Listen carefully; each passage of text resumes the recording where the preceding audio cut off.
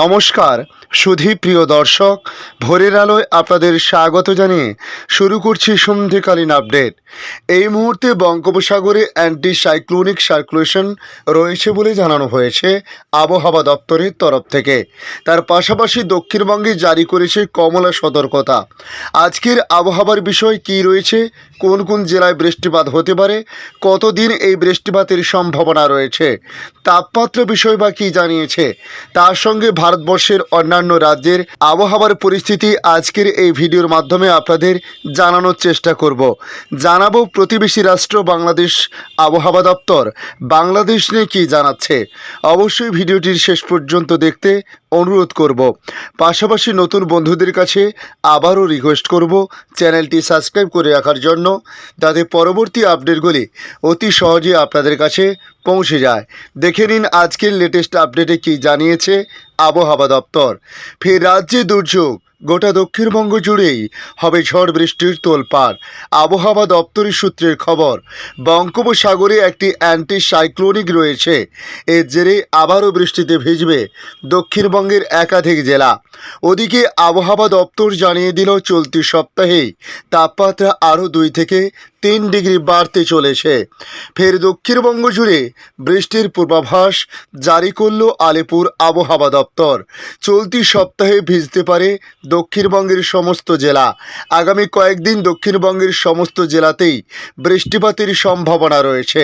হাওয়া অফিস জানিয়েছে শুক্রবার অর্থাৎ আজ দক্ষিণ 24 পরগনা, পূর্ব মেদিনীপুর, পশ্চিম মেদিনীপুর এবং ঝাড়গ্রাম জেলার কয়েকটি এলাকায় বজ্রবিদ্যুৎ সহ বৃষ্টির সম্ভাবনা রয়েছে। পাশাপাশি আজ হালকা বৃষ্টিপাতের সম্ভাবনা রয়েছে 2 মেদিনীপুর এবং 2 24 পরগনা জেলাতে। তবে আগামীকাল অর্থাৎ 16ই মার্চ শনিবার জারি থাকবে বৃষ্টি। শনিবার বজ্রবিদ্যুৎ সহ বৃষ্টিপাতের সম্ভাবনা রয়েছে উত্তর 24 পরগনা, দক্ষিণ 24 পরগনা, পূর্ব মেদিনীপুর, তার সঙ্গে হাওড়া, কলকাতা, হুগলি, পুরুলিয়া, ঝাড়গ্রাম, পশ্চিম মেদিনীপুর, বীরভূম, মুর্শিদাবাদ ও নদিয়াতে। কলকাতাতেও বৃষ্টিপাত হতে পারে বলে জানানো হয়েছে।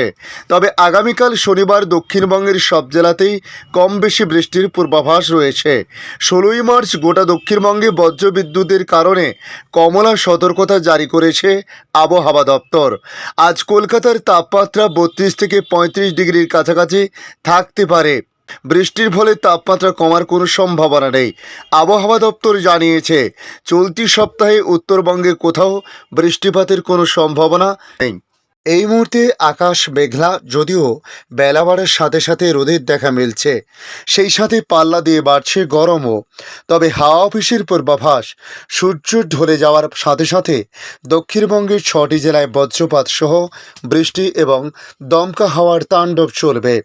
ভারতীয় মৌসুম ভবনের রিপোর্ট অনুযায়ী রাজ্যে হু হু করে জলীয় বাষ্প ঢুকছে।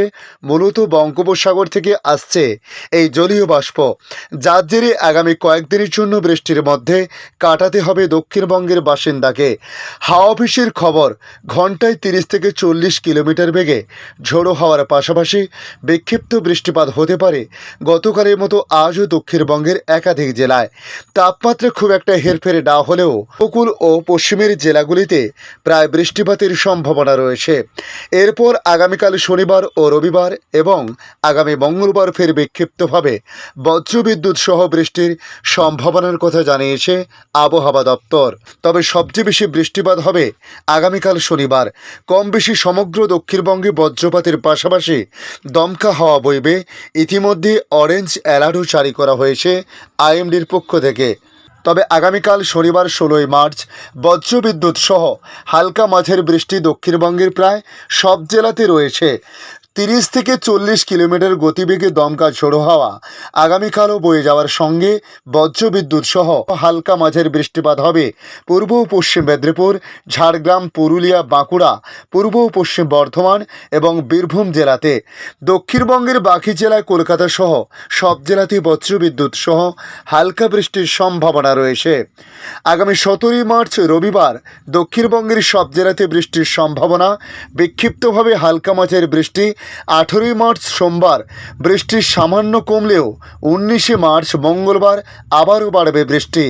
দক্ষিণবঙ্গের সব জেলাতেই বজ্রবিদ্যুৎ সহ হালকা মাঝারি বৃষ্টির পূর্বাভাস। বৃষ্টি হবে খোদ কলকাতাতেও। উত্তরবঙ্গে আপাতত বৃষ্টির সম্ভাবনা নেই। শুষ্ক আবহাওয়া উত্তরের প্রায় প্রত্যেকটি জেলাতে।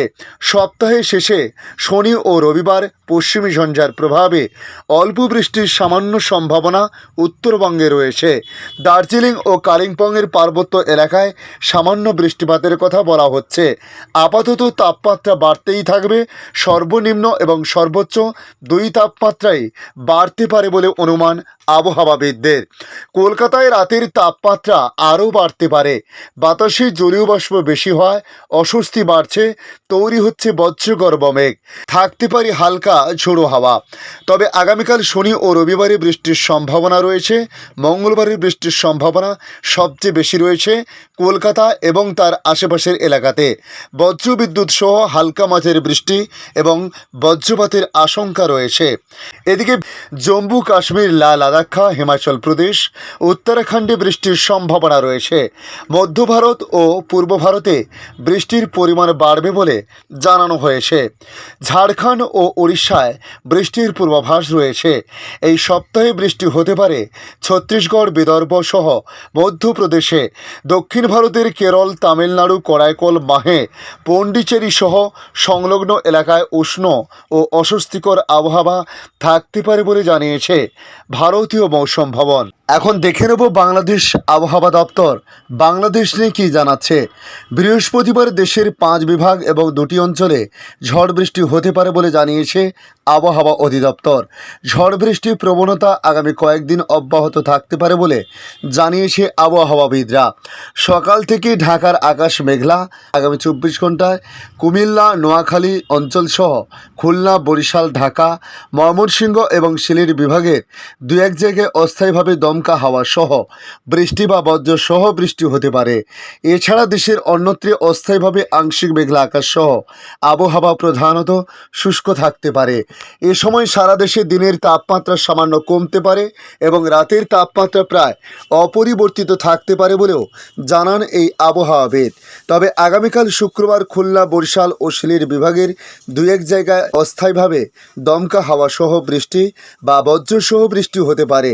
এছাড়া দেশের অন্যত্রে অস্থায়ীভাবে আংশিক মেঘলা আকাশ সহ আবহাওয়া প্রধানত শুষ্ক থাকতে পারে।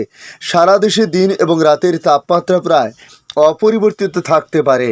শনিবার খুলনা, বরিশাল এবং ঢাকা বিভাগের 2-1 জায়গায় অস্থায়ী দমকা হাওয়া সহ বৃষ্টি বা বজ্র সহ বৃষ্টি হতে পারে। ধন্যবাদ সম্পূর্ণ ভিডিওটি দেখার জন্য। ভালো লাগলে লাইক, শেয়ার, কমেন্ট করবেন। কমেন্টে অবশ্যই জানাবেন আপনার এলাকার নাম। বর্তমান সেখানকার আবহাওয়ার পরিস্থিতি কী রয়েছে তা জানাতে ভুলবেন না।